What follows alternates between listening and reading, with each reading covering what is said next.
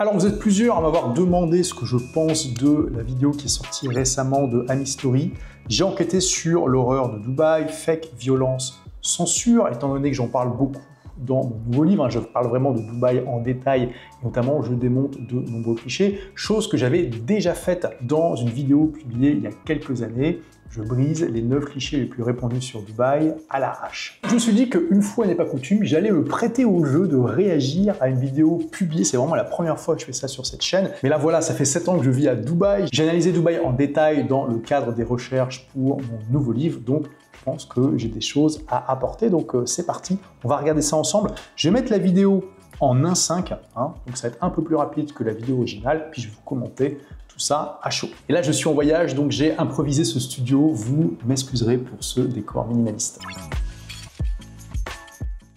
La qualité de la vie sociale à Dubaï, elle est dans la santé est au top. Frérot, peut t'endormir au milieu de la rue avec 1 million d'euros en cash, il va rien t'arriver, c'est incroyable mais vrai. Déjà, ça je peux vous confirmer qu'effectivement à Dubaï c'est ultra safe, bon tout le monde le dit, c'est une sécurité niveau Japon, c'est le genre d'endroit où vous pouvez laisser votre téléphone portable 2 heures dans un bar, quand vous revenez il est toujours là. Donc ça il faut quand même le dire, ça ne veut pas dire qu'il y a zéro problème, mais qu'on n'est vraiment pas loin du tout d'avoir un endroit où il n'y a absolument aucune criminalité, même petite.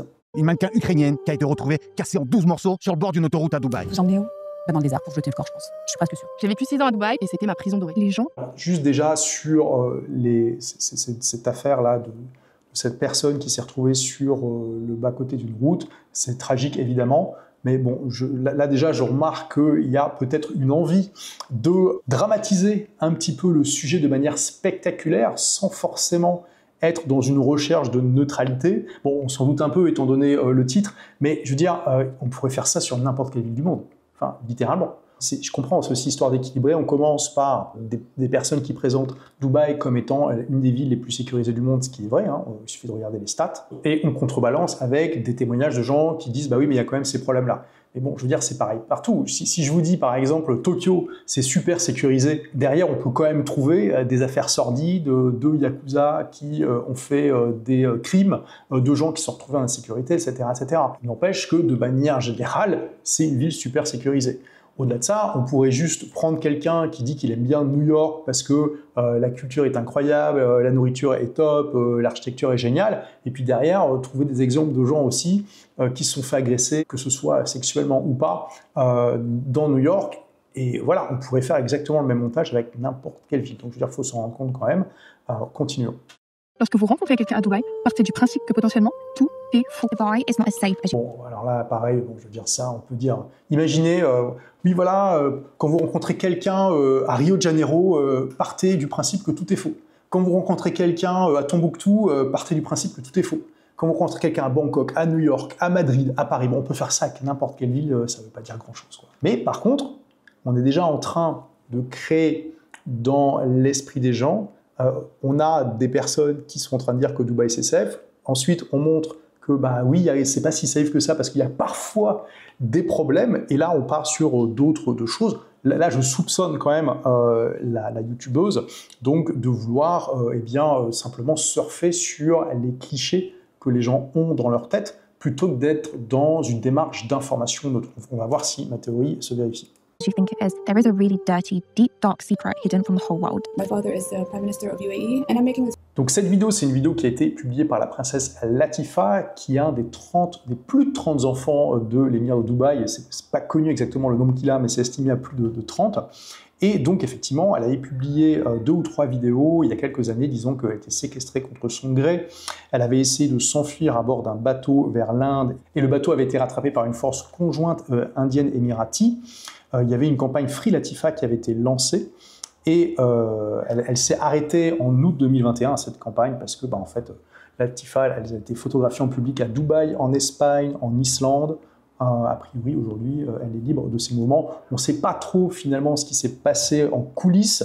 Est-ce qu'elle était vraiment séquestrée contre son gré? Est-ce que c'était plutôt des problèmes de santé mentale? Bon, en tout cas, aujourd'hui, a priori, il n'y a pas de problème. Sur les réseaux sociaux, le Dubai Dream a remplacé le American Dream. On peut voir à longueur de journée des influenceurs qui nous vantent leur vie de rêve à Dubaï. Il fait beau toute l'année, les infrastructures sont incroyables, la sécurité y serait sans faille. Il peut rien vous arriver. Les gens ont oublié une Rolex comme ça, elle reste comme ça pendant 48 heures et il revient, la Rolex elle est là, en fait, c'est n'importe quoi. Et surtout, l'argent coulerait à flot. Là-bas, les salariés toucheraient 20 000 € par mois et les entreprises... Alors non, je ne sais pas qui a dit ça, mais les salariés ne touchent pas 20 000 € par mois. Alors les salariés, c'est extrêmement généraliste. On parle de qui? On parle de quel métier?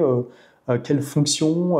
Quel type d'entreprise? Non, absolument pas. Donc bon, déjà, gros raccourci. Alors là, si je fais une recherche très rapide, on voit que le salaire moyen, a priori, est de 258 000 dirhams par an.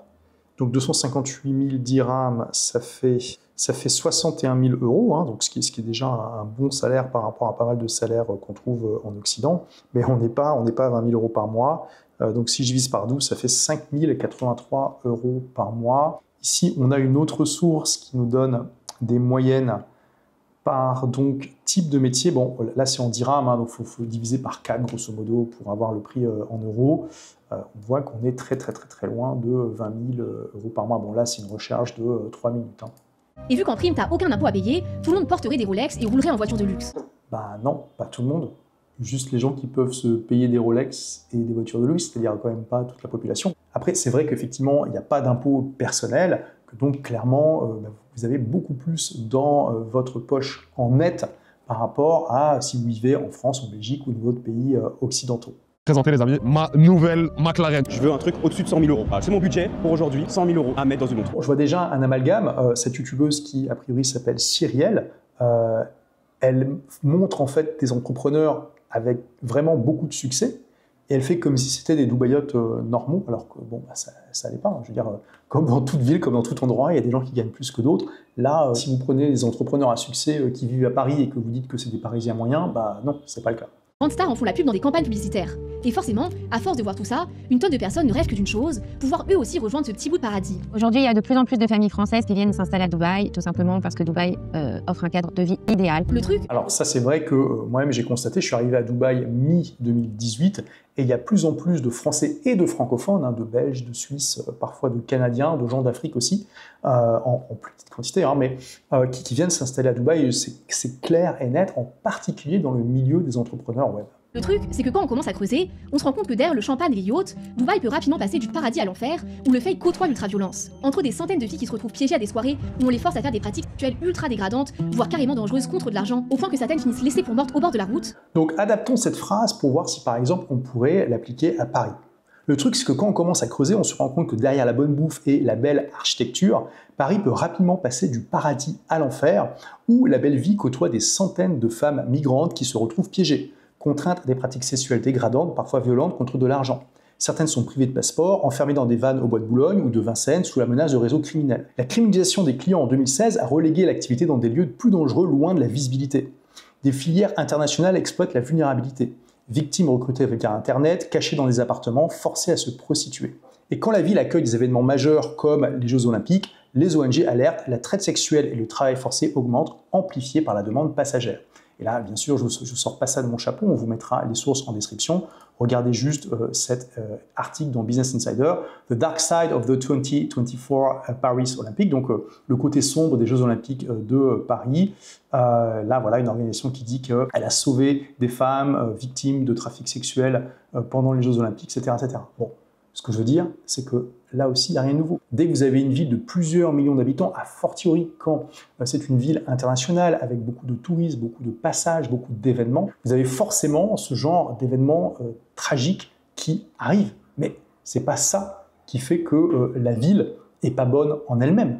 Ça fait juste partie du côté sombre de la nature humaine et on retrouve ça dans toutes les grandes villes.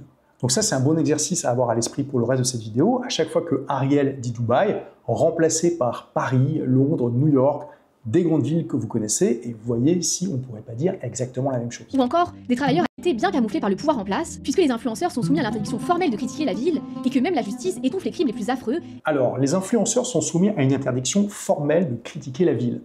Oui et non. Oui et non. C'est vrai qu'on n'a pas la même liberté d'expression à Dubaï qu'on l'a en Occident de manière générale. Mais ça ne veut pas dire qu'on n'a pas le droit de dire quoi que ce soit. Par exemple, dans mon livre, j'explique que malgré le fait qu'officiellement il est interdit d'utiliser un VPN à Dubaï pour contourner des choses qui sont déclarées comme illégales, par exemple il est illégal de faire des appels en direct avec WhatsApp avec les applications de messagerie. Les messages sont autorisés, mais pas les appels, c'est bloqué par Internet. Et pourtant, je dis dans mon livre que quelque chose comme 100% des gens utilisent les VPN pour ça. Normalement, je n'ai pas le droit de le dire, je le dis. Est-ce qu'on est venu m'embêter pour ça? Absolument pas. D'accord? Pareil, j'ai fait une vidéo il y a quelques années, vivre à Dubaï, 7 inconvénients et 22 avantages. Alors oui, certes, j'aime Dubaï, c'est pour ça que ça fait 7 ans que j'y vis, mais n'empêche qu'il y a des inconvénients et que je les ai dit. D'accord? Donc oui, on n'a pas la même liberté d'expression, notamment critiquer directement le gouvernement, insulter le gouvernement comme on peut le faire en France, c'est effectivement interdit. Après, il y a quand même une tolérance. Pour un pays du Golfe, il y a une vraie liberté d'expression, même si c'est vrai, elle est plus limitée que dans les pays occidentaux. Mais comprenez que tous ces influenceurs qui disent que Dubaï c'est génial, c'est parce qu'ils le pensent sincèrement. Il n'y a personne qui les paye pour ça. Et la meilleure preuve, c'est qu'ils y vivent. D'accord? Comme je dis dans mon livre, c'est un vote par les pieds. Jamais je n'aurais vécu 7 ans à Dubaï si je ne trouvais pas ça juste incroyable. Et si demain Dubaï me gave, je me casse. Donc là, on a un article de CNN. Une Ukrainienne a été retrouvée vivante avec de multiples fractures après avoir été portée disparue pendant 10 jours à Dubaï. Faisons la même phrase avec Paris et New York. Une Ukrainienne a été retrouvée vivante avec de multiples fractures après avoir été portée disparue pendant 10 jours à Paris. On est d'accord que c'est du fait divers. Je veux dire, c'est triste, c'est tragique, mais dans des grandes villes, ça arrive malheureusement régulièrement. Là, par exemple, à Paris, il y a eu récemment plusieurs tentatives d'enlèvement ou enlèvement en pleine rue. On a eu ces images absolument horribles d'une femme qui a failli se faire enlever par des hommes qui sont arrivés en camionnette comme ça, qui était avec son enfant, littéralement dans les bras, son petit enfant. Heureusement, la tentative d'enlèvement a échoué, mais je veux dire, on voit bien qu'il peut aussi arriver ce genre de choses à Paris, dans n'importe quelle grande ville. Il fait taire les victimes pour protéger son image. Alors, comment expliquer qu'aucun influenceur vivant à Dubaï ne parle de cette face cachée de la ville? Oui, mais c'est ce que je viens de dire en fait. Les gens qui sont allés à Dubaï, c'est parce qu'ils aiment Dubaï. Je veux dire, ils ont quand même tout quitté, ils sont partis dans un pays où il faut vraiment savoir dépasser beaucoup de clichés. Hein. Moi-même, j'explique dans mon livre que la première fois que je suis allé à Dubaï, je l'ai fait presque contre mon gré, on m'a presque forcé de le faire. Alors, je dis ça un peu en plaisantant, mais en fait, ma compagne de l'époque avait sa meilleure amie qui se mariait à Dubaï, et pour elle, c'était super important que je vienne assister à ce mariage, voilà. Et moi, je lui dis, mais franchement, il n'y a rien à faire à Dubaï, pourquoi je vais aller là-bas? Et quand j'y suis allé, j'ai été surpris d'aimer la ville. Donc je peux comprendre tous ces clichés, moi-même je les avais, mais ça fait aussi 15 ans que je voyage 6 mois par an, et clairement, Dubaï, c'est probablement l'endroit du monde sur lequel il y a le plus de clichés. C'est impressionnant. Et on va peut-être pouvoir discuter de pourquoi au fur et à mesure qu'on analyse cette vidéo. Ce qui devait être une destination paradisiaque est devenu un piège dangereux qui a brisé des milliers de jeunes femmes. On reviendra dessus plus tard dans la vidéo, mais à Dubaï, on nous vend souvent l'image d'un entrepreneur libre, sans impôts, qui gagne 50 000 € par mois juste en claquant des doigts. Alors ça, ce sont effectivement une partie des gens qui sont visibles, et probablement ce sont les gens les plus visibles, ce sont les entrepreneurs web qui effectivement cartonnent, et clairement qui sont faiblement fiscalisés. Bon, là, c'est le placement de produits, donc je vais passer sur cette partie.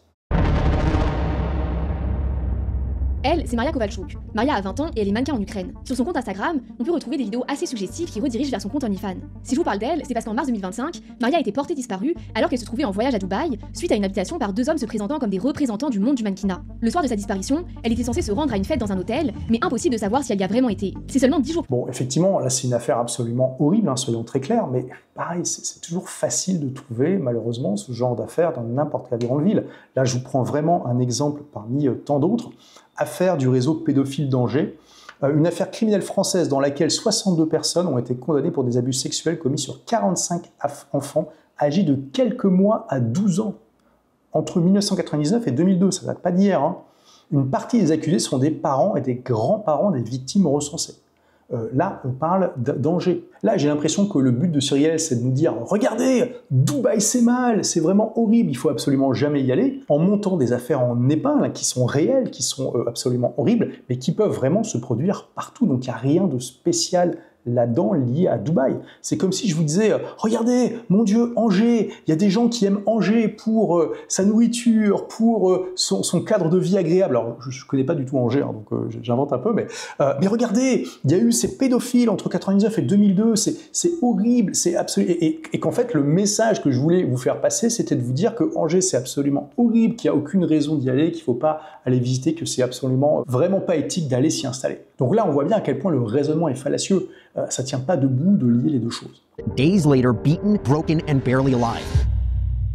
Malheureusement, au moment où je tourne, c'est impossible de savoir ce qui s'est réellement passé à la soirée, vu que Maria est incapable de parler. Les autorités de Dubaï affirment qu'elle serait tombée d'un chantier au milieu de la nuit, mais ses proches contestent la version officielle, qu'ils trouvent totalement invraisemblable. Selon eux, elle aurait plutôt été kidnappée et réduite à de l'esclavage sexuel pendant plusieurs jours, avant d'être jetée sur la route par ses agresseurs. Et c'est ce que semble aussi craindre la police ukrainienne, qui a ouvert une enquête pour trafic d'êtres humains. D'après The Sun, l'une des principales inquiétudes, c'est que Maria ait assisté à un événement appelé porta-potty, où des influenceuses peuvent être payées des sommes énormes pour être soumises à des abus des plus extrêmes, violents et dégradants, pour satisfaire les désirs bestiaux d'hommes riches. L'enquête est toujours en cours, mais les femmes des anciens États soviétiques étant très populaires dans ces fêtes organisées par des cheikhs à Dubaï. Bon, alors effectivement, il y a des rumeurs sur ces soirées qui circulent. Probablement qu'il y en a qui se sont produites. Clairement, on va attendre eh bien, que les enquêtes aient fait leur cours. Mais c'est la même chose. C'est un peu fallacieux de sous-entendre que du coup, il y a un problème à Dubaï particulièrement.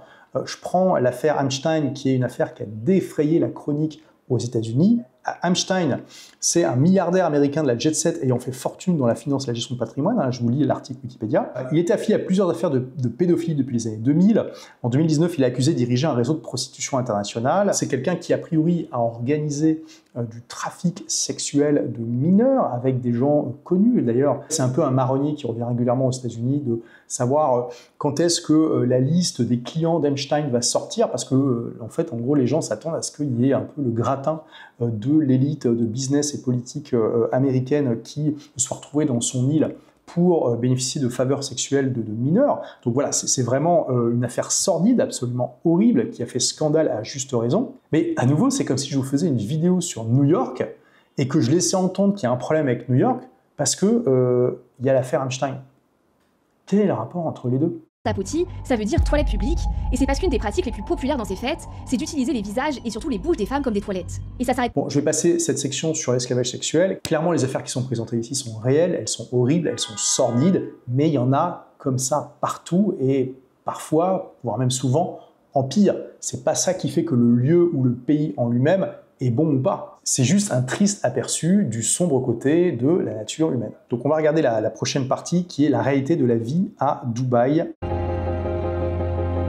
Il fait tout le temps beau. Là, je suis venu depuis mai. J'ai fait 3 allers-retours. Puis là, ces derniers mois, en tout et pour tout, j'ai vu 2 fois la pluie. In Dubai, there is even an official Ministry of Happiness. That's why there is no homeless on the streets and you always feel safe and secure. C'est vrai qu'il y a un ministère du bonheur à Dubaï et franchement, il fait un boulot absolument exceptionnel. Sur le site web de chaque administration du gouvernement de Dubaï, vous avez une petite fenêtre de chat qui vous permet de remonter si vous êtes content ou pas. D'ailleurs, à nouveau, on peut critiquer. Il y a même une fenêtre de chat qui est conçue pour ça. Et ce qui est génial, en fait, c'est que les critiques que vous allez remonter, positives ou négatives, ne vont pas à l'administration en question, elles vont directement au ministère du bonheur, qui s'en sert ensuite parmi d'autres indicateurs pour mesurer l'efficacité des administrations. Et qu'est-ce que fait le ministère du bonheur ? Le ministère du bonheur récompense les administrations efficaces et punit les administrations inefficaces en leur demandant d'être efficaces. Et du coup, je peux vous dire que j'ai été extrêmement surpris parce que oui, Dubaï m'a réconcilié avec le fait qu'un gouvernement peut être efficace. Le gouvernement de Dubaï est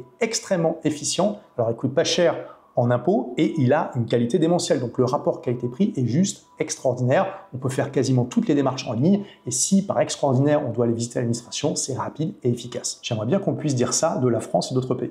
While in LA, I have to think twice when I'm wearing my Cartier outside or even go for a walk at night as a woman. Alors ça aussi c'est vrai. Je vais vous partager une vidéo d'Isabelle, une Canadienne qui vit à Dubaï depuis plusieurs années. Marcher à Dubaï, j'ai jamais eu aucun sentiment d'insécurité. C'est toujours été très agréable. J'ai jamais eu de regard étrange ou de sentiment que je me sentais comme épiée, qu'il y avait quelque chose de spécial. Donc à ce moment-là, niveau sécurité, c'était vraiment agréable. Puis je peux vous dire que je marche beaucoup, j'adore marcher. J'ai vraiment testé plusieurs environnements à Dubaï. C'est vrai que la vie à Dubaï, ça peut vendre du rêve. Il fait super beau pratiquement toute l'année, les espaces publics sont incroyablement propres. J'ai sorti la caméra, je me suis dit, regardez, il y a un papier par terre. Je me suis dit, combien de temps ça va durer avant que quelqu'un vienne? Et le gars, il est arrivé, j'ai même pas eu le temps de sortir la caméra. Vous imaginez, un papier par terre, mais 30 secondes après, il est ramassé. Mais le premier argument qui est avancé par les gens qui vous conseillent de déménager à Dubaï, c'est souvent la question de l'argent. Vous avez vu, on gagne 20 000 nets, il y a 0 impôt, et on mange pour 5 euros, 6 euros. Donc oui, on peut payer un peu plus cher certaines sorties, certains verres ou quoi, mais on a largement, c'est une boucherie, c'est une boucherie. Déjà, parce qu'on peut toucher un meilleur salaire. Pour vous donner une idée, regardez ce tableau. En France, le salaire médian d'un... Là, du coup, ça me permet de nuancer un peu ce que j'ai dit tout à l'heure. Donc, ok, c'était juste pour le teaser, pour encourager les gens à voir la vidéo, où le salaire moyen était donné de manière très approximative. J'apprécie ici que Cyrielle précise un petit peu plus son propos. Plus 56%, x2, plus 70%, c'est assez typique effectivement de l'écart de salaire que vous allez avoir entre ce que vous avez en France, en Belgique, dans les pays occidentaux de manière générale, et à Dubaï. C'est-à-dire qu'à Dubaï, il n'y a pas d'impôt, il n'y a pas de cotisation sociale non plus. On va y revenir. Et que donc, en fait, le salaire que vous verse l'entreprise, c'est quasiment ce que ça coûte à l'entreprise, ce qui n'est pas du tout le cas en France, parce que quand on ajoute les cotisations salariales et patronales, on peut être à 170% du salaire net, voire le double, alors qu'à Dubaï, il y a une assurance santé qui est payée par les employeurs, et puis c'est à peu près tout. En France, le salaire médian est de 6 100 €. Et à Dubaï, c'est le double, 12 200 €. Même écart impressionnant pour un consultant en stratégie. 4 580 € en France et 7 770 € là-bas. Ce qui peut expliquer ces gros écarts, c'est déjà que sur place, il y a peu de travailleurs locaux. Donc forcément, les employeurs doivent attirer des expatriés. Mais un autre gros point, c'est aussi que le coût du travail est bien moins élevé pour les entreprises. À Dubaï, il y a plus de 85% de la population qui est née à l'étranger. Il faut s'en rendre compte. Imaginez en France, en Belgique, en Suisse, comment la population réagirait si il n'y avait que 15% de personnes qui étaient nées sur le territoire. Donc, il faut aussi se rendre compte que Dubaï et les Émirats de manière générale, c'est vraiment un pays extrêmement ouvert, hein, comme beaucoup de pays du Golfe. Dans la plupart des pays du Golfe, il y a aujourd'hui plus de gens nés à l'étranger que de gens nés dans leur pays. Vu qu'il y a moins d'impôts sur les entreprises et que les cotisations sociales sont plus faibles, ça fait que naturellement, elles ont plus de profits à allouer au salaire. Mais au-delà des salaires, l'argument décisif qui est avancé, c'est la question de la fiscalité. Parce qu'à Dubaï, il n'y a pas d'impôt sur le revenu, ce qui creuse encore plus l'écart avec la France. Let me give you a simple example. In the US, you could pay up to 37% taxes, when in Dubai, it's absolutely nothing. Dubaï, ce qu'il a encore plus, c'est qu'il y a vraiment zéro impôt. Donc je répète, vous combinez la Triforce, soleil, sécurité, fiscalité. Alors on est bien d'accord, c'est effectivement super avantageux. Mais il faut bien comprendre que tu ne peux pas non plus en bénéficier en un claquement de doigts. Puisque pour payer 0% d'impôt sur le revenu, tu dois d'abord cesser d'être résident fiscal français. Concrètement, ça veut dire qu'il faut obtenir un visa de résidence à Dubaï, passer l'essentiel de l'année hors de la France, ce qui veut dire plus de 183 jours par an, et transférer le centre de vos intérêts économiques et familiaux. Et à force d'entendre partout qu'il y a zéro impôt, on peut facilement oublier qu'il existe aussi un impôt sur les sociétés, même s'il reste très minime par rapport à la France. Forcément, en entendant tout ça, beaucoup de gens... Oui, tout à fait. Alors effectivement, Cyrielle a raison, devenir résident fiscal à Dubaï, ça ne suffit pas. Il faut aussi s'assurer de ne plus être résident fiscal en France, donc de passer plus de temps à Dubaï qu'en France, déménager également son conjoint marié et ses enfants mineurs si vous en avez, et faire en sorte que la France ne soit plus votre centre d'intérêt économique. Elle a tout à fait raison sur ce sujet. Et effectivement, le taux de l'impôt sur les sociétés à Dubaï est vraiment très faible par rapport aux Français, hein, puisque le taux en France est 25%. Vous avez une petite tranche à 15% jusqu'à 42 500 € si votre entreprise fait moins de 10 millions d'euros de chiffre d'affaires. Mais Dubaï, les 9% s'appliquent après les 100 000 premiers euros de bénéfices. Donc les 100 000 premiers euros de bénéfices de l'entreprise sont à 0%, et ensuite vous êtes à 9%. Donc on est vraiment en dessous du taux français, puisqu'on est grosso modo 3 fois inférieur, voire plus quand on prend en compte les charges. En plus, comme il n'y a pas d'impôt sur le revenu, une manière de diminuer l'impôt, c'est de se payer un gros salaire, en sachant qu'on ne peut pas trop abuser non plus. Les autorités ont dit qu'elles feraient attention à ce que le salaire ne soit pas déconnant par rapport à la moyenne, mais bon, on peut quand même ajuster ça pour baisser encore plus le bénéfice sur lequel on va payer de l'impôt. Ressentent l'envie de tout plaquer pour partir vivre là-bas. Le truc, c'est que toute une partie débarque sans vraiment réaliser le prix de la vie sur place. Parce qu'à Dubaï, il existe une spécificité très différente de la France. Là-bas, la norme, c'est de payer son loyer à l'année. Alors certes, t'as souvent aussi l'option de payer ton loyer mensuellement, mais dans ce cas, ça revient souvent au double du prix du loyer normal. Alors ça, c'est absolument faux, hein. Vous ne payez pas 2 fois plus quand vous payez tous les mois. Ici, par exemple, j'ai un article sur le Khaleej Times, qui est un des journaux de Dubaï, et on voit, c'est indiqué... Voilà, c'est ici, les locataires peuvent potentiellement économiser entre 5 et 10% du montant annuel. Donc là, le fait que Cyrielle dise ça, ça me met un petit peu la puce à l'oreille, parce qu'on dirait, et d'ailleurs elle ne l'a pas montré jusqu'à présent, qu'elle n'a jamais mis les pieds à Dubaï. Parce que là vraiment, il faut le dire, c'est une énormité. C'est une énormité. Vous n'allez pas diviser par 2 le prix du loyer si vous décidez de payer en une fois. C'est vrai que les propriétaires préfèrent que vous payiez en une fois, ils vont vous donner un discount pour ça. 5 à 10% dans mon expérience, c'est ce qu'ils vont vous donner. Elle n'a pas montré jusqu'à présent dans sa vidéo qu'elle s'est déplacée à Dubaï. Donc là, on peut vraiment se poser la question, est-ce qu'on peut parler d'enquête quand quelqu'un n'a pas mis les pieds dans la ville sur laquelle elle prétend enquêter? Imaginez qu'un Brésilien sorte une vidéo « J'ai enquêté sur l'horreur de Paris » et que vous vous rendiez compte en regardant la vidéo que ce Brésilien n'est jamais allé à Paris.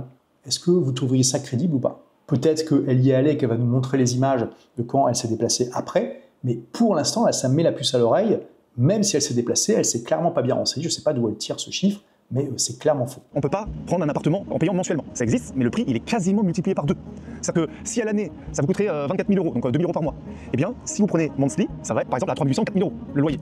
D'accord, ok, donc en fait, elle s'appuie sur cette vidéo de Sébastien, que je connais d'ailleurs, que je salue. Mais là, désolé Sébastien, tu t'es trompé clairement. Alors peut-être que ton propriétaire a essayé de te la mettre à l'envers, mais c'est clairement pas ce prix-là normalement. Ce qui fait que si tu veux payer le prix normal du loyer, en payant à l'année, tu dois sortir des grosses sommes d'argent en avance, et la conséquence, c'est que tu peux vite te retrouver en difficulté financière si les choses se passent pas comme prévu. On peut par exemple voir pas mal de personnes.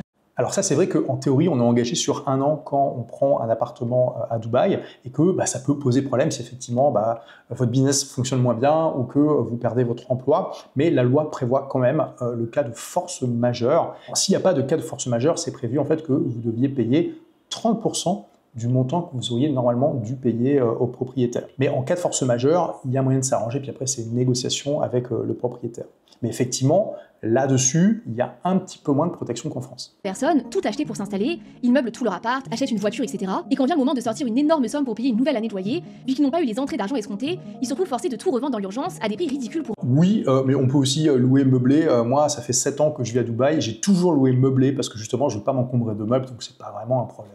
Parce que dans le cas où tu peux plus payer ton loyer, t'as pas d'autre choix que de rentrer dans ton pays d'origine, vu qu'à Dubaï, c'est illégal d'être SDF pour les non-nationaux. Ce qui veut dire en gros que c'est illégal pour presque tout le monde, vu que les non-nationaux représentent 90% de la population. C'est plus 85%, mais oui, c'est vrai. Si vous perdez votre job, vous perdez aussi le visa qui va avec. Les visas sont liés à votre job. Alors si vous êtes entrepreneur, il n'y a pas de problème parce que en fait, vous êtes embauché vous-même via votre entreprise, donc c'est vous qui décidez quand vous arrêtez le visa ou pas. Quand vous êtes employé, c'est pas la même histoire. Qu'est-ce qui se passe dans ce cas-là? Alors déjà, il y a un délai légal. Donc l'entreprise doit vous prévenir entre 30 et 90 jours avant votre licenciement, vous allez être licencié. Et une fois que c'est fait, vous perdez effectivement votre visa. Et ensuite, vous avez 30 jours pour retrouver un travail. Au bout de ces 30 jours, vous devez quitter le pays en sachant que vous pouvez y revenir si vous souhaitez, si votre passeport permet de rentrer à Dubaï sans visa. Par exemple, pour les Français, vous pouvez rester 90 jours sans visa en tant que touriste et vous pouvez tout à fait utiliser cette période de temps pour retrouver un emploi. Sachez aussi que l'employeur est obligé de vous payer votre billet de retour si vous souhaitez rentrer dans votre pays d'origine. C'est pas vraiment le fait d'être SDF qui est illégal, mais c'est tous les comportements qui y sont associés. Alors c'est vrai qu'il est interdit de mendier à Dubaï et aux Émirats de manière générale. En pratique, ça veut dire que si tu mendies, t'encours une peine de 3 mois de prison et de 1 200 € d'amende. Pareil si tu dors dehors. Et si tu perds ton emploi, tu risques de perdre ton visa résident et d'être expulsé. C'est pour ça qu'on voit autant de départs en urgence d'expats dès qu'ils perdent leur travail. Et au final, c'est aussi la raison principale qui explique qu'on voit si peu de pauvreté. Les personnes sans abri sont simplement expulsées vers leur pays d'origine. Et vient s'ajouter à ça le fait que les personnes plus pauvres, comme les travailleurs migrants, sont en quelque sorte cachées de la vue des plus riches en étant entassés dans des camps en périphérie de la ville où ils sont empilés à plusieurs dans des chambres, dans des conditions insalubres. Alors c'est vrai que c'est une des raisons pour lesquelles on ne voit pas de pauvreté dans le centre de Dubaï, mais c'est pas la seule. C'est la même chose dans la plupart des grandes villes. Les quartiers dans lesquels le coût de la vie est important, le coût des loyers est important, eh bien font fuir les gens qui n'ont pas les revenus vers la périphérie. Ça se voit à Paris et dans beaucoup d'autres villes. Ensuite, sur le fait que quand on perd son emploi, on n'a finalement pas beaucoup de temps pour en retrouver un avant de perdre son visa, c'est vrai que ça peut être vu comme plutôt sévère, mais comprenez aussi que c'est ça qui permet à Dubaï et aux Émirats d'accueillir autant d'immigrés.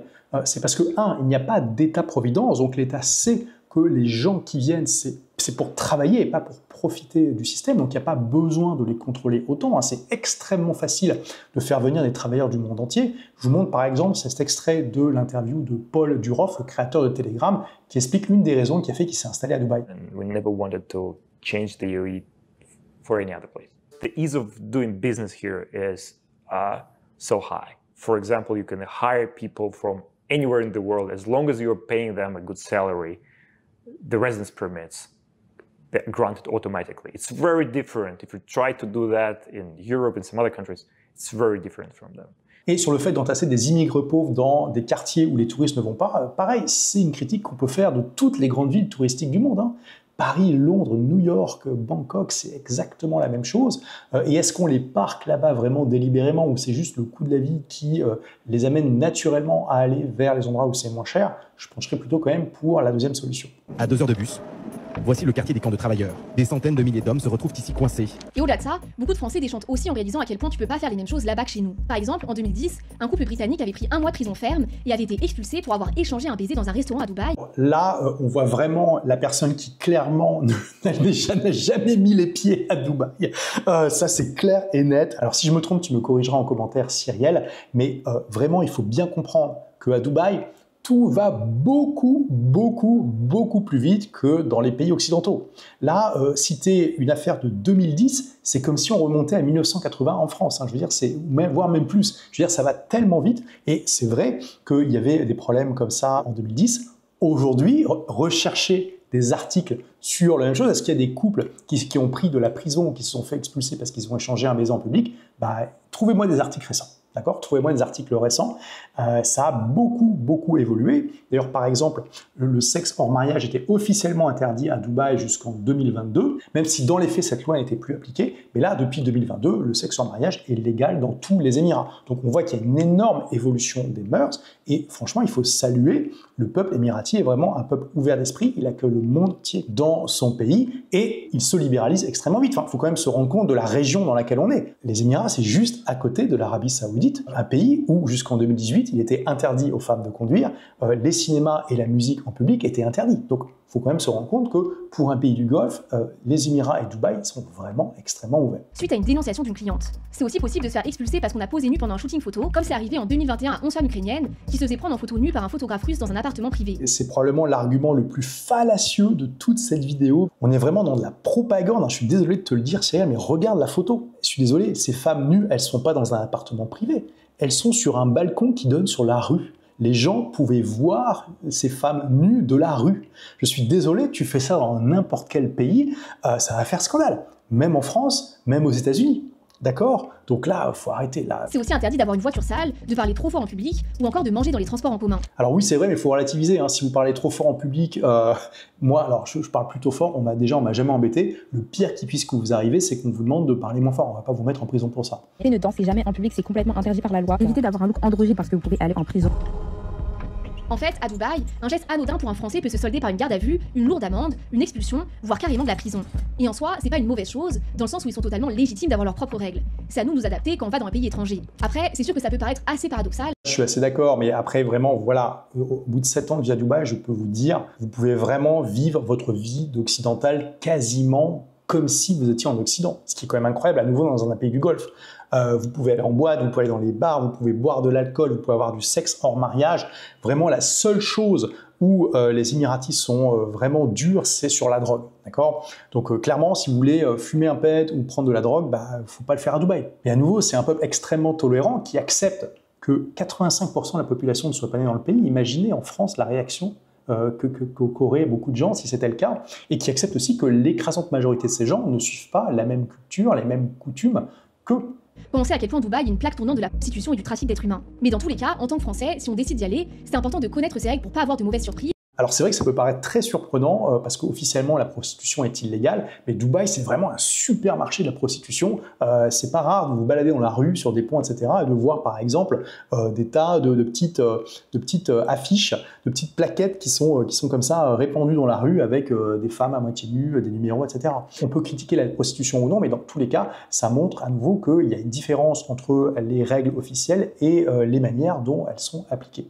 Et ça montre aussi une certaine ouverture d'esprit. Il faut aussi être prêt à faire des concessions pour les respecter. Et c'est pas le seul point sur lequel on peut tomber de haut, puisqu'on entend aussi partout que c'est une des villes les plus sûres du monde. On peut rien nous voler ici, il n'y a pas de vol, il n'y a pas d'agression. On entend par exemple beaucoup d'influenceurs dire qu'on peut oublier son sac à main Gucci et le retrouver 2 jours plus tard là où on l'avait laissé. Il peut rien vous arriver. J'ai des histoires, en fait, les gens ont oublié une Rolex comme ça, elle reste comme ça pendant 48 heures et il revient, la Rolex elle est là, en fait, c'est n'importe quoi. Et effectivement, d'après une enquête Gallup, les Émirats Arabes Unis sont le 12e pays le plus sûr du monde. Il y a carrément 90% des résidents qui se sentent en sécurité quand ils marchent seuls dans la rue, et on est d'accord, c'est un sacré point fort du pays. Mais là encore, la réalité est un peu plus compliquée. Parce que même si la ville est globalement sûre, tous ces discours peuvent un peu surestimer notre perception de la sécurité, parce que même s'ils ont plutôt lieu dans la sphère privée que sur la voie publique, il y a quand même des crimes ultra violents. Lors de son passage dans l'émission Ça commence aujourd'hui sur France 2. Bon, j'ai déjà commenté la manière dont Cyrielle fait cette enquête, qui manifestement n'est pas de terrain, mais voilà, on pourrait faire à nouveau le même constat sur n'importe quelle grande ville. C'est facile de prendre des affaires sordides et de les monter en épingle, c'est pas pour autant que la ville en elle-même est pas bien et qu'on peut pas aller y vivre, et même que c'est pas éthique d'y vivre. Et le résultat, c'est que Toury est poursuivi pour tentative de suicide. Mais le truc, c'est que c'est difficile de se rendre compte de tout ça parce que ce genre d'affaire ne fait jamais la une des journaux. Et pour cause, en 2025, Reporters sans frontières a classé les Émirats Arabes Unis 164e pays sur 180 sur leur indice mondial de la liberté de la presse, et leur constat est sans appel. Le gouvernement empêche les indépendants locaux et étrangers de prospérer en traquant et en persécutant les voix dissidentes. Les journalistes émiratis expatriés risquent d'être harcelés, arrêtés ou extradés. Le Conseil national des médias régule les médias et traque les contenus qui critiquent les décisions gouvernementales ou menacent la cohésion sociale. Des termes suffisamment vagues pour inclure tout contenu non conforme aux exigences gouvernementales. Légalement, la Constitution garantit la liberté d'expression, mais une loi fédérale de 1980 permet aux autorités de censurer des contenus jugés trop critiques à l'égard des politiques, des familles dirigeantes, de la religion ou de l'économie. Mais il y a encore d'autres côtés sombres derrière cette vie de rêve de façade de Dubaï. Parce qu'un autre aspect de la ville qui peut donner des étoiles dans les yeux, c'est les infrastructures incroyables. Alors sur la liberté d'expression, à nouveau, c'est évident que vous n'avez pas la même liberté d'expression qu'en Occident. Mais toutes ces victimes, présumées ou pas, à Dubaï, peut-être que les journaux locaux étouffent les affaires, mais la plupart, voire la totalité de ces victimes ne sont pas émiratis. Donc, qu'est-ce qui les empêche de prendre l'avion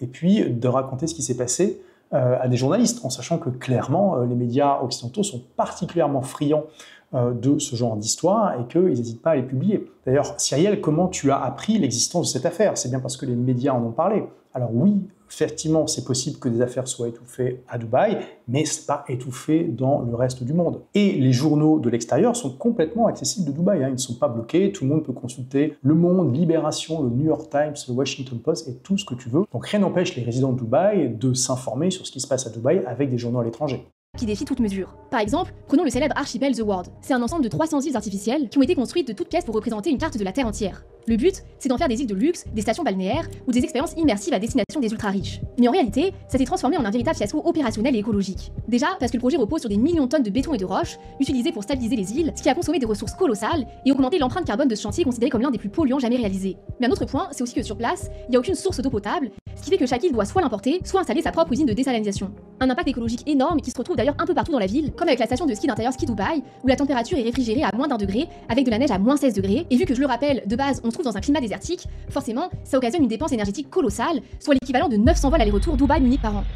Le truc qui m'a choqué à Dubaï, c'était tout simplement la climatisation en extérieur. Que tu te balades dans la rue, que tu sois sur la terrasse d'un restaurant ou encore en train d'attendre ton taxi, tu verrais qu'il y a littéralement la climatisation de partout. Alors au niveau écologique, c'est clair que c'est un problème. D'ailleurs, le WWF avait annoncé en 2006 que les Émirats Arabes Unis, c'était le pays avec la plus grande empreinte écologique par habitant. Mais ça, c'était en 2006. Depuis, Dubaï a beaucoup changé et a des ambitions extrêmement importantes. En fait, elle veut devenir la ville la plus verte du monde d'ici 2050. Je vous montre ici un article du National Geographic qui dit la ville verte la plus improbable du monde et qui explique un petit peu les ambitions de Dubaï.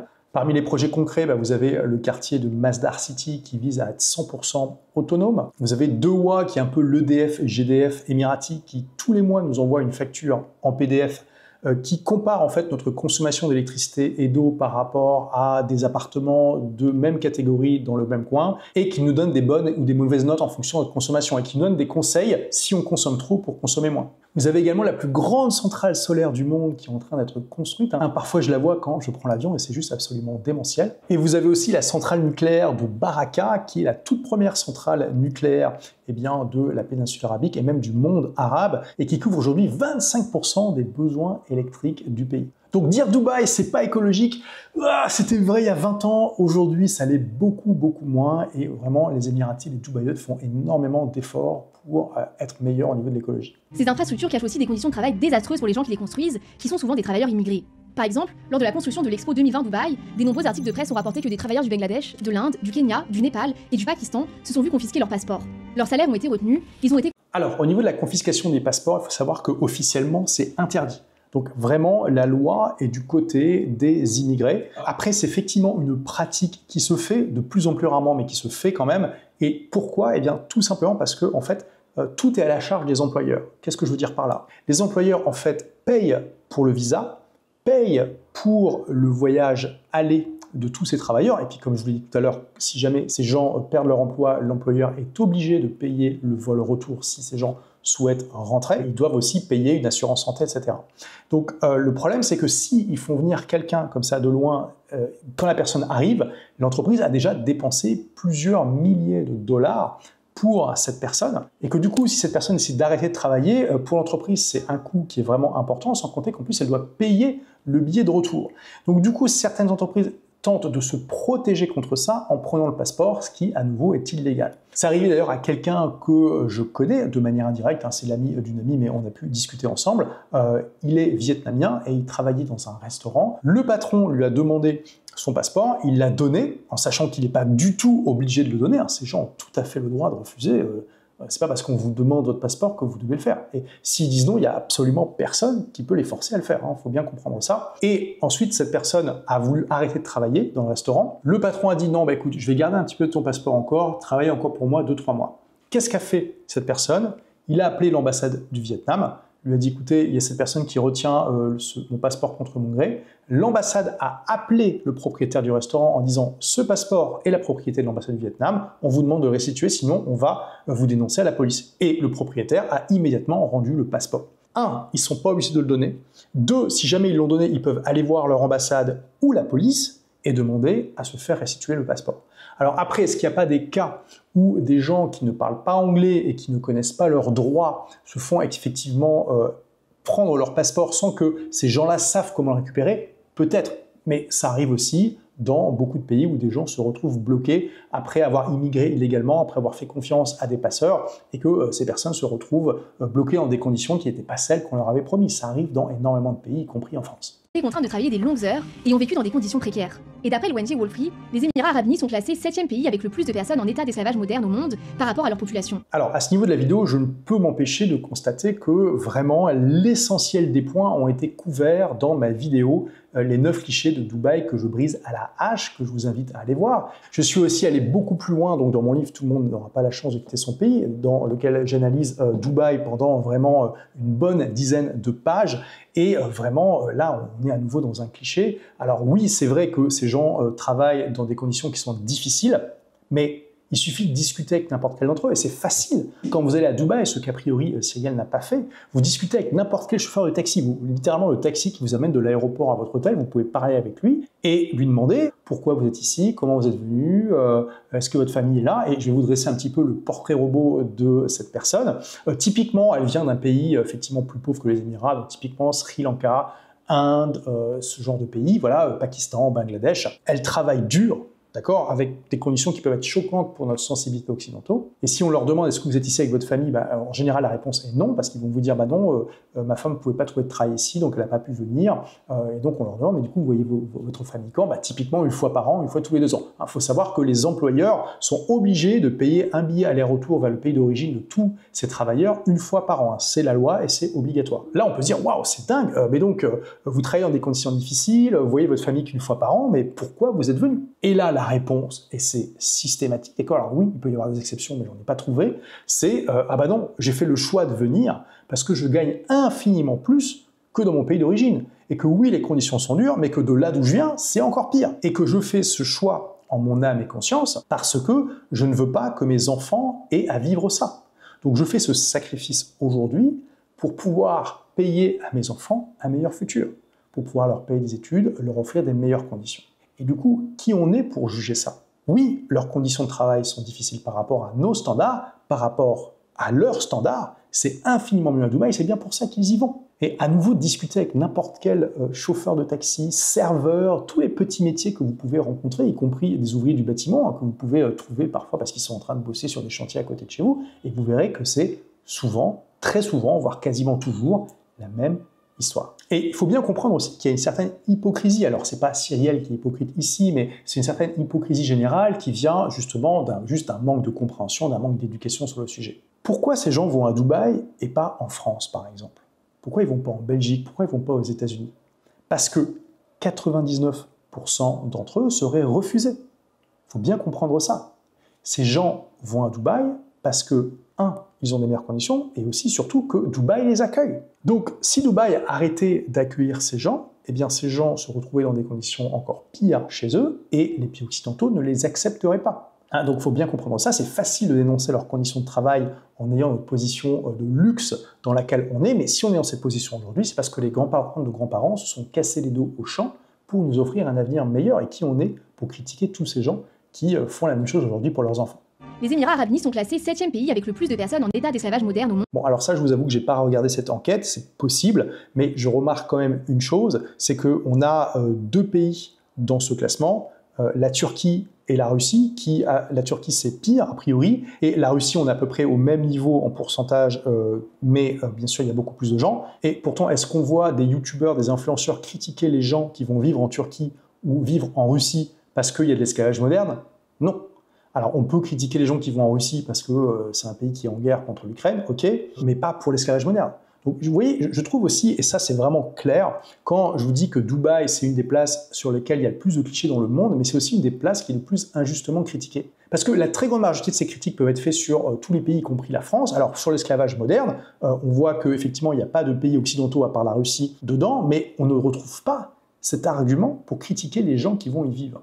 Pareil pour la critique de dire bah oui mais vous vous rendez compte Dubaï c'est pas une démocratie etc. Oui mais bon les gens qui vont aller vivre en Thaïlande c'est pas non plus une démocratie. C'est un des pays du monde avec le plus de coups d'état militaires. Est-ce qu'on critique les gens qui vont aller vivre en Thaïlande sur ces principes-là? Non. Alors qu'est-ce qui fait fondamentalement qu'on critique les gens qui vont à Dubaï sur ces bases-là? On voit bien que c'est pas rationnel en fait. On voit bien qu'il y a quelque chose derrière qui motive ces critiques. Et donc je ferai cette conclusion quand on aura fini d'analyser cette vidéo, mais on peut déjà se poser la question de pourquoi cette différence de traitement. Pour vous dire, en 2021, il y avait 132 000 personnes réduites à l'état d'esclavage aux Émirats Arabes Unis. Et contrairement à ce qu'on peut penser, ça n'arrive pas qu'à des travailleurs migrants. Ouais, il y en a 1 800 000 en Russie et 1 320 000 en Turquie. Des ressources humaines pour leur demander son passeport, et là, ils déchantent. I went to ask for my passport to go on holiday, and here is the crazy thing, because they sit me down and they put a paper in front of me. Mais voilà, là, cette personne, elle a fait une erreur. C'est pas parce qu'on vous demande votre passeport que vous devez le donner. Isabelle, elle était venue, elle avait trouvé un emploi, on lui a demandé son passeport au début, elle a dit non.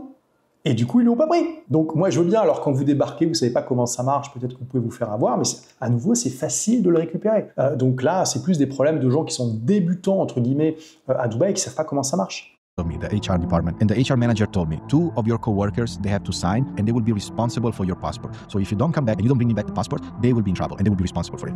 Mais bon, ça c'est de l'esbrouf. Qu'est-ce que vous voulez qu'il arrive à ses employés? Il y a des lois quand même qui protègent les employés. On peut pas les virer comme ça n'importe comment. Si jamais l'employeur essaie de mettre en place des représailles parce qu'il y a un collègue qui est pas revenu avec son passeport, ils peuvent très bien aller se plaindre à l'administration. Et l'administration va probablement prendre leur défense. Enfin, bon, au bout d'un moment, il faut arrêter. Là, là, le gars, il se rend pas compte, mais il s'est pris un coup de bluff au poker et il y a cru.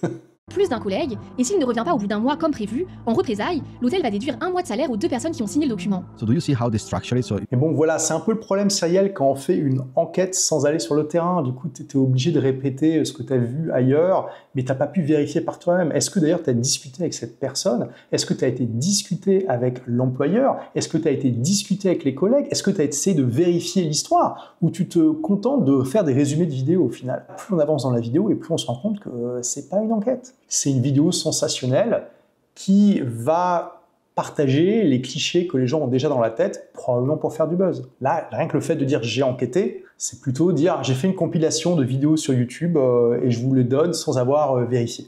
It's not only about you, but they also make other people responsible. Can you believe that? That's insane. Et dites-vous qu'ici, on parle d'un Européen protégé par une ambassade et par un passeport fort. Je vous laisse imaginer le genre de dérive qu'il peut y avoir pour des personnes plus vulnérables. Et quand on parle des côtés sombres de Dubaï, une grande question qu'on se pose souvent, et d'autant plus si vous avez vu ma vidéo « Deviens millionnaire » et j'ai enquêté sur ces influenceurs qui te manipulent, c'est pourquoi il y a l'air d'avoir autant de scammers à Dubaï. Alors bien sûr, je dis pas que tous les entrepreneurs à Dubaï sont des arnaqueurs. Il y a plein d'entrepreneurs qui sont honnêtes aussi. Mais c'est vrai que quand on scrolle sur les réseaux, on a l'impression qu'une grande majorité des entrepreneurs au business assez tendancieux finissent là-bas. Et il semble y avoir 2 principales raisons. Déjà, comme on l'a vu, la fiscalité est très avantageuse. Ça fait que comme leur activité n'est pas pérenne, parce qu'il risque d'y avoir un moment où les gens vont se rendre compte du poteau rose, ça leur permet de maximiser l'argent qui rentre tant que ça dure. Je vais pas rentrer dans les détails techniques, mais certains profitent aussi d'être à l'étranger. Alors oui, d'accord, mais enfin bon, on peut aussi être un entrepreneur normal et quand même vouloir optimiser sa fiscalité, hein, tout simplement. Par exemple, parce qu'on ne croit plus trop dans l'avenir du système de retraite, du système d'assurance santé de la France. J'ai fait plusieurs vidéos sur le sujet sur ma chaîne, puis j'en parle en détail donc dans mon nouveau livre. Moins facilement accessibles de l'État français pour ne pas payer leur TVA qu'ils doivent toujours en France et ainsi maximiser encore leurs bénéfices. Et ensuite, forcément, vu que Dubaï est la ville du bling bling par excellence et que beaucoup de ces formateurs vendent à leurs abonnés des solutions pour devenir riches, montrer ce cadre de vie dans leurs vidéos devient un argument de vente. C'est un mécanisme puissant vu qu'ils prouvent ainsi par l'image qu'eux-mêmes ont vraiment réussi à atteindre ce que leurs clients veulent atteindre. Et le plus magique, c'est qu'ils n'ont même pas vraiment besoin d'avoir réussi à devenir riches vu qu'ils peuvent facilement manipuler leur audience parce qu'à Dubaï, on peut tout louer pour bien moins cher, que ce soit des montres, des voitures de luxe, des bijoux. C'est ce qui fait qu'en réalité, malgré tout cet étalage de luxe dans leurs vidéos, c'est souvent difficile d'estimer la richesse réelle des gens qui vivent là-bas. Alors oui, mais on peut faire la même critique sur la Côte d'Azur. Hein. Je veux dire, bon, sur la Côte d'Azur aussi, c'est facile de s'afficher avec un lifestyle de fou qui est au-dessus de ce que tu peux vraiment te permettre dans la vie. C'est facile de louer un peu tout. Enfin, je veux dire, encore une fois, là, il n'y a rien de spécifique à Dubaï. Je deviens fou, je deviens parano, et j'ai une bonne raison de l'être parce que les gens, c'est des fils de pute. Les gens qui ont de l'argent ici, c'est des fils de pute. Il y a des gens, ils font semblant d'avoir de l'argent pour c'est des fils de pute. Franchement, ici à Dubaï, c'est la meilleure ville du monde, hein. Mais vous pouvez pas croire les gens. Mais au final, c'est tous ces côtés négatifs. Bon, faisons la même chose avec Nice, par exemple. Ouais, franchement, Nice, c'est la meilleure ville du monde, mais il y a les bips de bip qui ne pensent qu'à l'argent. Oh, d'accord, c'est une critique qu'on peut faire sur tellement d'endroits, mais qu'est-ce qu'il y a de spécifique à Dubaï ici? On n'en entend que très peu parler, il y a une raison. Et ça va au-delà de ce qu'on imagine. Bon, finalement, ça me prend un peu plus de temps que prévu de faire cette vidéo. Le soleil se couche et j'ai prévu d'autres choses. Donc, on va, avec la magie du montage vidéo, passer à la troisième partie, mais le lendemain avec une autre lumière. Suite de la vidéo, donc on regarde la dernière séquence. Hello, my name is Latif Al-Maktoum. So in total, I was in prison for 3 years and 4 months. Bon, donc là, Cyrielle revient sur l'affaire Latifa. On l'a vu au début de la vidéo, je me suis déjà exprimé sur le sujet, donc on va passer à la section suivante. Le moins qu'on puisse dire, c'est que la situation est beaucoup moins bonne qu'en France. Et la situation est particulièrement préoccupante pour les femmes, qui sont à la fois exploitées dans des trafics d'êtres humains, mais aussi menacées et intimidées quand elles tentent de faire appel à la justice. I think the UAE has long yearned to be accepted in the international community as a country that is progressive, that is tolerant, that is rights respecting. Human rights abuses both domestically and abroad go to show that is not true, that this is all a whitewashing of their human rights record. Et du coup, ça peut sembler étonnant de voir les influenceurs qui postent des virées en yacht sur Instagram toute la journée, mais ne mentionnent jamais cet autre côté de Dubaï. Donc sur la question des droits de l'homme, je vais y revenir de manière plus approfondie dans quelques instants, mais à nouveau, on va changer ici Dubaï par New York. Comment vous verriez la chose si quelqu'un vous disait « Regardez tous ces influenceurs qui font des vidéos à longueur de journée sur des rooftops à Manhattan et qui vous parlent pas du côté sombre de Harlem et de la pauvreté et de la drogue qui y règne ». On voit tout de suite que là, il y a un problème de raisonnement fallacieux. C'est pas parce qu'on aime un endroit et qu'on montre ses côtés positifs que, on n'est pas conscient de ses côtés négatifs, mais deux, aussi que c'est pas parce qu'il y a ses côtés négatifs que c'est pas pour ça qu'on doit y vivre, ni montrer les côtés positifs. Par exemple, Oussama Hamar a posté une vidéo « J'ai enquêté sur le futur de Dubaï » qui détonne totalement avec ce que je viens de vous présenter. Dubaï a compris quelque chose que très peu de villes dans le monde ont compris. Le bien-être et le bonheur de ses citoyens est une véritable mission gouvernementale qui est prise à cœur. Quand on regarde un peu, on voit que la vidéo est sponsorisée par Investa Dubaï, une entreprise d'investissement immobilier, et dedans, Oussama Hamar présente une vision très positive de Dubaï, y compris de son système de gouvernement. On te dit, bah ouais, Dubaï égale en gros dictature, qui est totalement absurde de dire ça. Ah bon, tu trouves? Bah, moi, en fait, je trouve que ça dépend de ta définition de la dictature. Dubaï est une dictature éclairée, ça marche, et c'est pour ça que ça marche. J'espère qu'ils vont pas devenir trop démocratiques. C'est une horreur la démocratie. Et si on peut être étonné de ces différences de discours des influenceurs et la réalité, en fait, on le comprend mieux quand on... Non, c'est pas si étonnant que ça. À nouveau, les influenceurs qui vont à Dubaï, ils y vont parce qu'ils aiment. Il y a personne qui les force à y aller. Donc s'ils aiment, ils vont avoir tendance à davantage partager les côtés positifs, exactement comme pour tout autre endroit du monde. Que pour pouvoir opérer comme influenceur à Dubaï, tu dois obtenir une licence d'influenceur spécifique. Alors, pas du tout. Je sais pas d'où Cyrielle tire cette information. Est-ce qu'on peut considérer que je suis influenceur? Peut-être, peut-être pas. En tout cas, bon, j'ai une présence sur les médias sociaux. J'ai jamais dû demander une licence de quoi que ce soit. Pourtant, j'ai parlé de Dubaï plusieurs fois sur ma chaîne. Les 2 vidéos dont je vous ai parlé, je les ai fait il y a plus de 4 ans. On m'a jamais demandé de licence. Donc non, non, faut pas de licence d'influenceur pour être influenceur à Dubaï, pour parler de Dubaï sur les médias sociaux, etc., etc. Cette licence est obligatoire à partir du moment où les influenceurs gagnent des revenus grâce à des collaborations rémunérées, des promotions ou des recommandations de marque. Moi, je connais beaucoup d'influenceurs, ils n'ont pas eu cette licence. Donc j'ai l'impression que là, ça a été pris de vidéos sans enquête sur le terrain, sans demander à des personnes directement. Alors Cyrielle, si tu regardes cette vidéo, dis-nous en commentaire, est-ce que tu as contacté des influenceurs qui vivent à Dubaï pour leur demander concrètement est-ce que vous avez des licences? Est-ce que tu as fait vraiment un travail d'enquête ou tu reprends juste des vidéos comme ça? Parce que là, franchement, on peut se poser la question. So if you're getting paid for ads through brand deals that you're doing locally and you're filming locally in the UAE, then you need to register for a social media license under something called the National Media Council. Alors déjà, quand vous voulez filmer dans la rue, il faut effectivement obtenir une autorisation qui dépend un peu du quartier. Il y a des quartiers où c'est plus facile à obtenir que d'autres, mais il n'y a pas besoin de licence pour ça. Vous pouvez juste demander une autorisation. Et elle s'applique aussi bien aux influenceurs étrangers qui visitent Dubaï dès qu'ils génèrent des revenus depuis le territoire des Émirats Arabes Unis. Et c'est ce qui permet au pays d'avoir un port de contrôle sur les influenceurs qui viennent y travailler. Non, enfin je veux dire oui et non. Enfin comme d'habitude il y a la théorie et la pratique et Dubaï c'est probablement l'endroit du monde où il faut plus distinguer la théorie de la pratique. Dans les faits, s'il y a un influenceur basé en Europe ou ailleurs qui vient à Dubaï faire ses vidéos,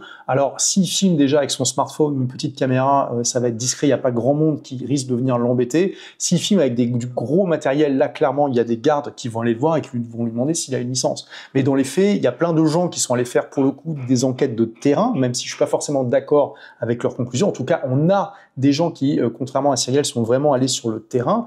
Cyrielle, regarde sur YouTube, tu as déjà des collègues qui sont allés à Dubaï, demande-leur est-ce qu'ils ont dû obtenir une licence ou pas avant de faire leur documentaire. Et je pense que la réponse sera non. I have nothing but good things to say about Dubai. Et en plus des lois répressives sur la liberté d'expression, il y a aussi des lois qui réglementent spécifiquement l'expression en ligne. Par exemple, on a la loi fédérale numéro 34 de 2021. L'article numéro 1 de cette loi définit le contenu illégal comme celui qui a l'intention de nuire à la sécurité nationale ou à la souveraineté de l'État ou à l'un de ses intérêts ou de diminuer la confiance du public dans les autorités ou les institutions d'État. On peut voir que c'est des expressions assez imprécises, ce qui fait que l'État peut en pratique faire tomber sous le coup de la loi tout propos critique envers le gouvernement. C'est très facile de prendre des lois comme ça dans les milliers et milliers de lois qui existent et de leur faire dire ce qu'on veut. Je vais le faire avec la France parce que ça tombe bien. J'ai fait une analyse d'une loi française dans mon livre, justement. Donc c'est la loi relative au renseignement votée en juillet 2015, en particulier pour légaliser des pratiques déjà utilisées de manière complètement illégale par les services de renseignement français.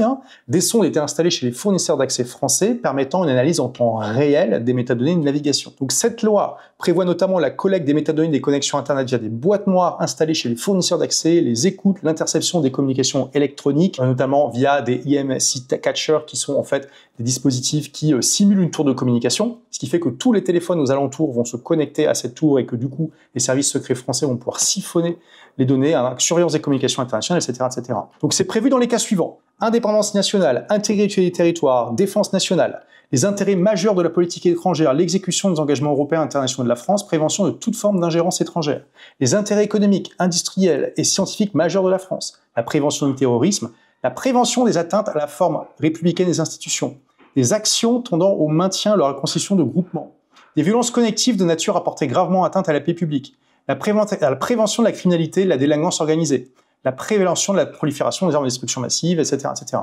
Bon, comme je l'ai dit dans le livre, je vous cite, on peut voir immédiatement que tous ces termes sont très flous. Les intérêts majeurs de la politique étrangère, les intérêts économiques, industriels et scientifiques majeurs de la France, la prévention des atteintes à la forme républicaine des institutions. Vraiment ? Sommes-nous d'accord que tout cela peut être interprété n'importe comment? Quelques exemples. Les intérêts économiques, industriels et scientifiques majeurs de la France autorisent officiellement l'espionnage économique, y compris d'individus de nationalité française. Des manifestations considérées comme peu favorables au pouvoir en place pourraient être considérées comme étant des violences connectives de nature à porter gravement atteinte à la paix publique, ce qui autoriserait par exemple la mise sous surveillance des organisateurs de ces manifestations, voire de leurs participants. Un parti politique, une association, des journalistes, des auteurs favorables à la restauration de la monarchie, par exemple, de manière légale, pourrait être considéré comme portant atteinte à la forme républicaine des institutions et mis sous surveillance. Je pourrais moi-même, puisque mon nouveau livre, Tout le monde n'aura pas la chance de quitter son pays, décrit les différents mécanismes par lesquels les États-nations, y compris les démocraties occidentales, sont disruptées et puis comment tirer son épingle du jeu dans ce monde nouveau, je pourrais être considéré comme quelqu'un remettant en cause l'indépendance nationale, l'intégrité du territoire et la défense nationale, les intérêts majeurs de la politique étrangère, l'exécution des engagements européens et internationaux de la France, la prévention de toute forme d'ingérence étrangère, les intérêts économiques, industriels et scientifiques majeurs de la France, la forme républicaine des institutions, etc., etc. Donc est-ce que je vais être mis sous surveillance? En tout cas, la loi l'autorise. Et le seul obstacle à un tel usage, c'est l'interprétation qu'en ferait une commission de 9 membres qui a été créée par cette loi. Donc tout ça, c'est extrêmement inquiétant. Et là, je veux juste vous montrer que c'est facile de prendre des lois comme ça. Allez prendre le Patriot Act aux États-Unis, par exemple, et on peut aussi le mettre en épingle, et peut-être à raison, d'accord? Mais est-ce que c'est une raison, à nouveau, pour dire ou sous-communiquer que il faut pas aller vivre aux États-Unis, que c'est pas éthique, et même chose pour la France? Je vous laisse juger. Et au-delà de ça, tout comme en France, tout comme aux États-Unis, il y a ce qui est marqué dans les textes, puis ce qui se passe dans la réalité. Dans les faits, vous pouvez vivre votre vie d'occidental, comme je l'ai dit, quasiment complètement, avec quelques nuances près, et c'est bien pour ça qu'il y a autant d'Occidentaux qui vont à Dubaï. Si le pouvoir était extrêmement répressif et, pour parler clairement, nous casser les pieds, on ne viendrait pas, ou on resterait pas longtemps. Et les peines sont aussi bien dissuasives, puisque partager du contenu jugé illégal expose à des amendes exorbitantes, entre 81 678 $ et 2 723 000 $. Ahmed Mansour, un militant émirati qui avait dénoncé les atteintes aux droits humains dans des tweets, a été condamné en 2018 à plus de 10 ans de prison et plus de 270 000 $ d'amende pour insulte au prestige de l'État. I have been held in solitary confinement. They cut off the water supply to my son. I had no option but to go on hunger strikes, protest for my rights. Except, this didn't really happen to me. I'm an actor. These are the words of Ahmed Mansour, a poet, human rights activist and father of 3, who is still in that cell. Alors cette histoire est vraie, d'ailleurs j'en parle dans mon livre, et oui, sur les droits de l'homme, Dubaï est clairement pas parfait, et je suis pas d'accord non plus avec tout. Après, est-ce que pour aller vivre dans un pays, il faut être d'accord avec tout ce que fait le gouvernement? Je pense que dans ce cas-là, il n'y a pas beaucoup de pays dans le monde où on pourrait vivre. Comme je l'ai dit dans mon livre, si vous êtes d'accord avec seulement ce que fait 20% du gouvernement, probablement que vous n'allez pas y aller. Par contre, si vous êtes d'accord avec 80%, vous n'allez pas vous poser trop de questions non plus. Et donc là, pareil, on montre une affaire qui est tragique et avec laquelle, pour le coup, je ne suis pas d'accord avec le traitement qui a été fait par les Émirats par rapport à Dubaï. Et tu vois, Cyrielle, je peux le dire publiquement. Et non, je ne crains pas que je me fasse arrêter aux Émirats pour avoir dit ça. Même si je ne suis pas d'accord avec ça, force est de constater qu'aux États-Unis, par exemple, il y a des problèmes similaires. Par exemple, on a toujours 26 personnes qui sont détenues de manière arbitraire. Elles n'ont pas eu le droit à un procès et indéfiniment à Guantanamo, à Cuba, en violation de la loi internationale. Ces 26 personnes sont détenues depuis le début des années 2000, donc ça fait plus de 20 ans aujourd'hui. À nouveau, elles n'ont pas eu de procès. Il y en a beaucoup qui ont dû subir des tortures, notamment des tortures par l'eau, et qui ont été en confinement solitaire pendant des années. C'est une forme de torture, c'est une forme de barbarisme. Je ne suis pas d'accord avec ça. Est-ce que pour autant ça doit m'empêcher de visiter les États-Unis ou d'aller y vivre? Je vous laisse seul juge, mais surtout, je vous pose la question, pourquoi il n'y a pas des gens sur YouTube qui dénoncent les influenceurs qui parlent des côtés positifs de New York, de Miami, de Los Angeles, sans parler de tout ça? Je veux dire, pourquoi à nouveau se focus sur Dubaï en particulier plutôt que d'autres pays où c'est le cas? Et si on regarde par exemple le rapport d'Amnesty International sur les problèmes aux États-Unis, problème au niveau des droits sexuels et de reproduction, problème au niveau des réfugiés et des migrants, problème au niveau de la liberté de s'assembler, usage excessif de la force, peine de mort, détention arbitraire, donc ça c'est les fameux 26 personnes, etc., etc. Si on va voir donc les Émirats Arabes Unis, il y a aussi des problèmes, mais finalement par rapport à des tas de pays, c'est pas plus, pas moins. Allez voir le rapport Amnesty International sur la France, sur l'Espagne et sur plein de pays connus, sur la Thaïlande, etc. Et à nouveau, demandez-vous pourquoi il n'y a pas plus de gens sur les médias sociaux qui dénoncent ce genre de problème. Site internet qui a pour but de faire changer le régime politique, alors là, vous encourez la prison à vie. En gros, ça veut dire que concrètement, toute forme d'opposition aux Émirats Arabes Unis est criminalisée. Et en plus de ça, il y a aussi l'article 25 qui criminalise le fait de se moquer ou de porter atteinte à la réputation, au prestige, ou encore à ses autorités, à ses institutions, à ses dirigeants fondateurs, à son drapeau ou à sa monnaie. Par exemple, Hamdan Al-Hind, un influenceur installé à Dubaï, avait publié un TikTok où il caricaturait un riche émirati dans un showroom. No, come here. I don't have time. What is most expensive? What is your budget? Small budget I have. Audi R8. Give me this. And this one also? Yeah, okay, what else? Give me that Mercedes, okay? This Rolls Royce. Give me one Red Bull also. No problem. You have Red Bull? Red Bull for free. No, take money, no problem. Keep the change. Résultat, il a été arrêté en 2023 parce qu'il aurait entre autres ridiculisé les citoyens émiratis. En fait, les Émiratis sont très vigilants sur... Alors oui, c'est vrai, à nouveau, il y a moins de liberté d'expression qu'en Europe, et c'est une culture différente aussi. À Dubaï, vous ne pouvez pas faire d'insultes, et peu importe le rang de la personne en face de vous. Si vous insultez un travailleur du bâtiment ou une femme de ménage, si la personne porte plainte, là, vous allez être convoqué par la police et vous allez être dans la merde. Vous risquez effectivement une forte amende, voire quelques mois de prison et d'être expulsé. Mais ça, c'est la même chose pour tout le monde. Et je veux dire, voilà, là, c'est une différence culturelle. C'est juste une culture qui ne tolère pas l'insulte et qui ne tolère pas les moqueries. Donc, il faut le savoir. Mais à nouveau, ceux que ça dérange, ils ont qu'à pas venir à Dubaï. Je veux dire, il n'y a personne qui les force à y aller. Et c'est aussi ça qui est intéressant, c'est ce que j'explique dans mon livre. Parce que oui, l'État a plus de pouvoir autoritaire théorique sur nous que dans une démocratie. Mais en fait, pour la grande majorité d'entre nous, et c'est certainement mon cas, on s'y sent beaucoup plus libre que dans une démocratie. Pour les 85% de gens qui n'y sont pas nés. Pourquoi? Parce que le contrat social est différent. Et si je dois résumer, le contrat social est « nous venons à Dubaï en tant que clients ». Nous venons à Dubaï parce que ça représente un meilleur rapport qualité-prix que ce qu'on peut trouver ailleurs. Ça veut dire que nous sommes d'accord pour que le gouvernement ait des pouvoirs un peu plus autoritaires que dans beaucoup de démocraties, mais à condition qu'il les utilise justement. Par exemple, le pouvoir très fort qu'a la police doit être utilisé à bon escient, c'est-à-dire pour la sécurité de tous, plutôt que pour fliquer la population, pour l'embêter sur des choses qui vont être des irritants au quotidien. Parce que qu'est-ce qui se passe si jamais le gouvernement commence à déraper, à utiliser ses forts pouvoirs de manière à ennuyer vraiment sa population? Eh bien, ces 85% expatriés, ils vont finir par partir. Donc à Dubaï, on ne proteste pas en manifestant dans la rue, on ne vote pas en mettant un bulletin dans l'urne, on proteste en partant et on vote avec ses pieds. Et c'est ça le contrat social. Le pouvoir du gouvernement n'est pas contraint véritablement par une constitution, mais simplement par le marché, par le fait que s'il commence à déconner, les gens vont partir. Ce qui est aussi d'ailleurs, et je fais une parenthèse, une des bases de la puissance économique de la Suisse, c'est que en Suisse, le pouvoir est beaucoup plus décentralisé que, par exemple, un Suisse moyen va payer plus d'impôts dans son canton qu'au niveau fédéral. Ça veut dire qu'il y a une compétition entre les cantons et que si un canton commence à déconner, eh bien, les gens vont partir dans un autre canton. C'est très facile et du coup, c'est un contre-pouvoir très fort à des cantons qui déconneraient beaucoup plus qu'une constitution. Et à Dubaï, c'est la même chose, mais d'un point de vue international. Dubaï et les Émirats de manière générale ne seraient rien sans leur population d'expatriés et cela contraint fortement leur pouvoir. Mais Cyrielle, si tu n'as jamais mis les pieds à Dubaï et que tu n'as pas vraiment parlé avec des gens qui vivent sur place, c'est pas quelque chose que tu vas pouvoir comprendre comme ça en regardant quelques vidéos. Au point de ne pas hésiter à poursuivre des influenceurs pour la moindre remarque. Ça a été aussi le cas d'une autre influenceuse qui avait critiqué la gestion d'une inondation par les autorités de Dubaï. Et cette influenceuse l'explique bien, si on veut être tranquille, il faut faire attention à tout ce qu'on poste. Everybody wants to go in sync with the place. Nobody wants to be out of the place, like especially, you know, with a place like Dubai. Et en parallèle du contrôle total. Bon alors là, franchement, l'extrait qui a été donné, on a l'impression qu'il est sorti de son contexte, il a l'air absolument pas lié avec ce qui a été dit avant. À nouveau, je redis, je ne suis pas d'accord avec la manière dont Ahmed Mansour a été traité.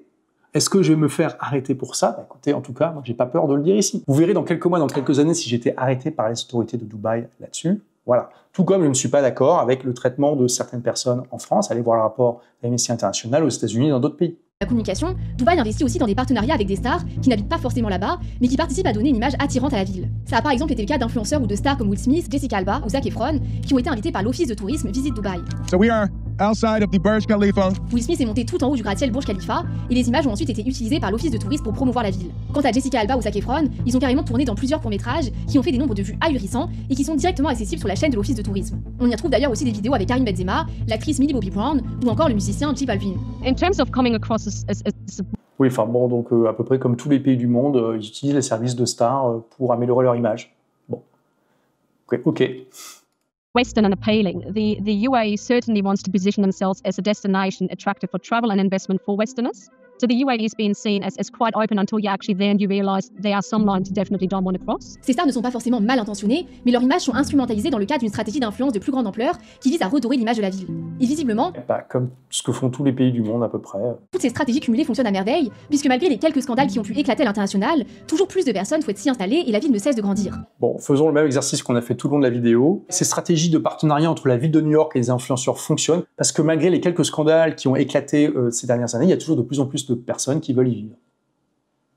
Vivre à Dubaï doit avoir ses avantages. Je doute pas du fait qu'il doit y avoir plein de côtés ultra sympas à y vivre. Mais comme toujours, c'est aussi important de réaliser que ce qu'on voit sur les réseaux ne reflète souvent pas l'entière réalité. C'est important de rappeler que quand on regarde des vidéos sur Paris, sur Londres, sur Rio, sur New York, ce qu'on voit sur Internet, ça reflète pas l'entière réalité. Donc on est complètement d'accord, Cyrielle, mais du coup, est-ce que tu vois la contradiction entre ce que tu dis et la manière dont tu as mené cette enquête? Là, on est à la fin de la vidéo, tu ne nous as montré absolument aucune vidéo de toi à Dubaï. De plus, tu nous as montré aucun entretien avec les personnes que tu mentionnes, tu n'as l'air d'avoir discuté avec littéralement personne. On dira à nouveau que tu as juste fait une compilation vite fait de vidéos faites sur Internet. Donc est-ce qu'on peut parler d'une enquête? Là, clairement, on va quand même regarder la fin de la vidéo, mais je pense qu'on va s'acheminer vers la conclusion. Il vaut mieux toujours prendre du recul et bien se renseigner pour pouvoir prendre des décisions éclairées. Bah oui, je suis d'accord, ouais. Ok, bon donc clairement là on peut voir que c'est pas vraiment une enquête, c'est plutôt une vidéo sensationnelle avec un format qui en plus a déjà été testé sur la chaîne, puisque si on se balade un petit peu, on voit que c'est plutôt un format conçu donc pour surfer sur les clichés que les gens ont déjà dans la tête. J'ai enquêté sur l'horreur des lives TikTok, arnaque, humiliation. C'est une vidéo qui avait très bien marché, plus d'1 million de vues. Donc voilà, Cyrielle a repris la formule, pourquoi pas. Mais faites très attention. Quand Cyrielle vous dit qu'il faut faire attention à ce qu'on voit en ligne, que ça ne reflète pas forcément à la réalité, il faut réfléchir, appliquez ses conseils à sa propre vidéo et prenez du recul sur tout ça. Et là, Cyrielle, vraiment, je pense que tu fais un abus de langage quand tu utilises le mot enquête. Ce n'était pas une enquête, c'était une compilation de vidéos. Tu n'as pas cherché à aller voir sur le terrain, tu n'as pas cherché à discuter vraiment avec des gens. Si tu veux faire une enquête, une investigation, c'est ça que tu dois faire. Tu t'es plus mis dans le registre de l'influenceuse, dans le divertissement, plutôt que dans le registre de la journaliste, de l'enquêteuse de terrain. Ce qui est un peu paradoxal, puisque tu as l'air de dénoncer plutôt les agissements des influenceurs et des influenceuses. Donc voilà, pour ceux qui ont vécu à Dubaï, n'hésitez pas en commentaire à me dire ce que vous pensez de cette analyse et aussi de la vidéo originale. Pour ceux qui ne vivent pas à Dubaï, n'hésitez pas aussi à commenter et comprenez que c'est compliqué de parler de quelque chose quand on n'a pas vécu l'expérience directement sur le terrain et qu'on n'a pas fait un véritable travail d'enquête. Si vous voulez aller plus loin, donc il y a les 2 vidéos que j'ai publiées il y a quelques années sur ma chaîne, qu'on vous affiche ici, on vous mettra les liens aussi en description, en commentaire. Et puis bien sûr, je fais une analyse beaucoup plus profonde sur des dizaines et des dizaines de pages de Dubaï, ainsi que de beaucoup d'autres pays dans mon tout nouveau livre. Tout le monde n'aura pas la chance de quitter son pays. Merci d'avoir regardé cette vidéo, puis n'hésitez pas aussi à me dire en commentaire, pour ceux qui me suivent depuis un moment, qu'est-ce que vous pensez de ce nouveau format. C'est la première fois que je m'essaie à ce format de réponse. Est-ce que vous avez apprécié? Est-ce que vous aimeriez que je fasse d'autres vidéos du même genre? Dites-moi en commentaire, et à très vite pour la prochaine vidéo. Ciao!